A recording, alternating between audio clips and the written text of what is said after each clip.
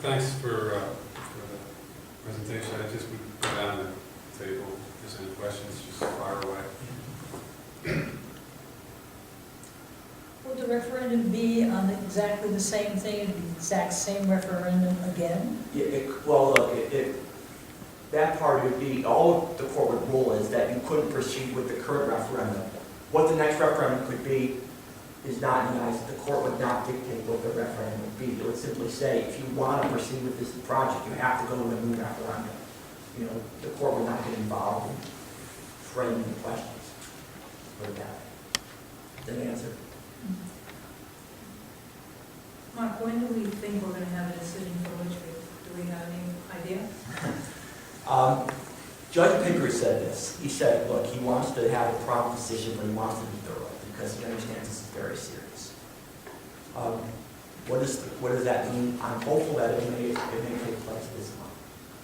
I mean, again, as of Friday, everything's been filed in Litchfield, every brief. And in fact, I offer this to the district. You know, our briefs we filed are public records, you know, for both sides. I'd be happy to send a copy of it if you want to have it posted on your website. If people want to see what we're arguing. I mean, because I've seen, one thing that has bothered me is I've seen people attack the district's position as being, you know, ludicrous or ridiculous. You know, I've had some people say, of course you need to do this again. I think at the very least you'll see what we're arguing is at least very credible. I happen to think our credible argument is the right argument, but it's a very credible argument.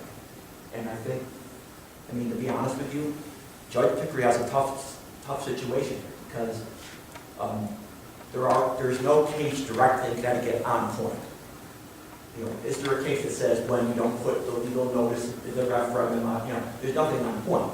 You know, there's cases that this court has held on elections that you don't need scientific exactitude and follow every command because, you know, why should the voters be held responsible for the actions of an elections official unless it's caused damage? So there's that body of law, including, to be honest, there's one case applying that to the area elections, which was the case 2 years ago in Region 14.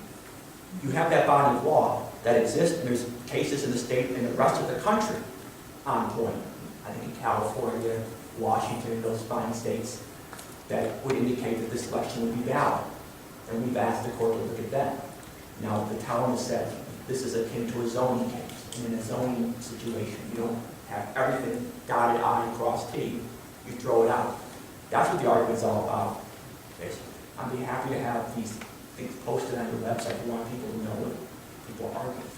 I think both, I mean, to be fair to the towns, and I'm not here on commission for the town's attorneys, but they've argued their position very eloquently and with passion and respect. And we'll see what happens.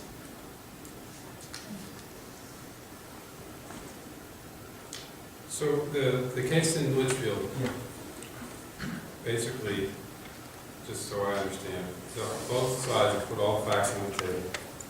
They put them before a judge. They made their arguments. The judge will then render a decision. And whatever that decision is, this region is going to live by. Yeah. Therefore, we plan no appeals to any decision. Right? That's your call, but I mean, it sounds like... At like... this point in time, we sit here and we say, whatever comes down from Judge Pickard, we accept. Yeah, and I hope that the towns be able to say what too. My view is let's, in light of the time of the process, if there are appeals, you know, that would not provide an effective anyway. I mean, we obviously have to make a decision based on what comes down from Pickard, but the sense I have is that whatever decision is rendered in Litchfield should cause the case in Waterbury to evaporate. That's a concern I have because the plaintiffs in the Waterbury case, one of which is a former board member, is suing the board and people individually. I find that it's troubling to me, and it's also, it doesn't seem right in some ways. But that being said, I would like to have closure, as everyone would, here on this board, so that we can move forward either direction, whether we are going back out to referendum with the project or we are going to continue. We want closure, and it seems as though the case in Waterbury is something that's going to prevent that. Or it seems as though that that's the goal. Yeah, my concern about the Waterbury case is this. Look, we get a decision in Litchfield. That should be the end of it. However, we now have to go to Waterbury still to, I would file a motion. For example, let's assume they rule either way. I file a motion to dismiss, saying, look, the case has been decided. Why do I have to spend time and money on doing that? Right. And there's also things that have been filed already in the court I have to respond to. This is stuff that, it's money. It's money that should be spent on a lot of better things. And it also delays, there's, time and energy and further delay. My hope is we get a decision from Judge Pickard.